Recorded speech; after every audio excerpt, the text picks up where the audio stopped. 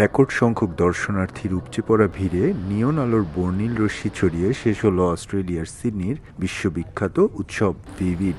টানা ২৪ দিন ব্যাপী রঙিন আলোর ভিন্ন এক জগৎ দেখতে এবছর জড়ো হয়েছিল প্রায় ৩৫ লাখ দেশি বিদেশি দর্শনার্থী। নির্দিষ্ট কোনো থিমে বন্দি না করে এবার ভিভিড উৎসবকে চিত্রিত করা হয় অস্ট্রেলিয়ার মিশ্র সংস্কৃতির সেতুবন্ধন হিসেবে। সম্পূর্ণ বিনামূল্যে দর্শনার্থীরা দারুণ এই উৎসব উপভোগের সুযোগ পান। এবছর লেজার শো ও কনসার্টের পাশাপাশি বাড়তি আকর্ষণ হিসেবে ছিল নিয়ন আলোয় সাজানো প্রমোত্তরী, আলো দিয়ে তৈরি শতাধিক স্থাপনা এবং বিশেষ drone show.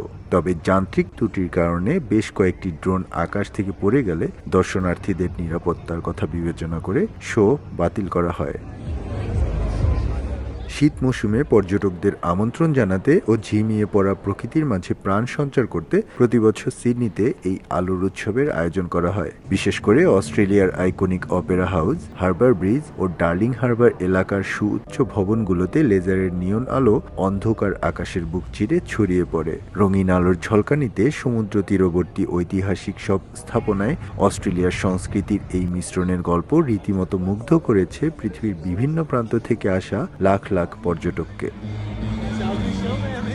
S M Aminul Rubel, সময় সংবাদ, অস্ট্রেলিয়া।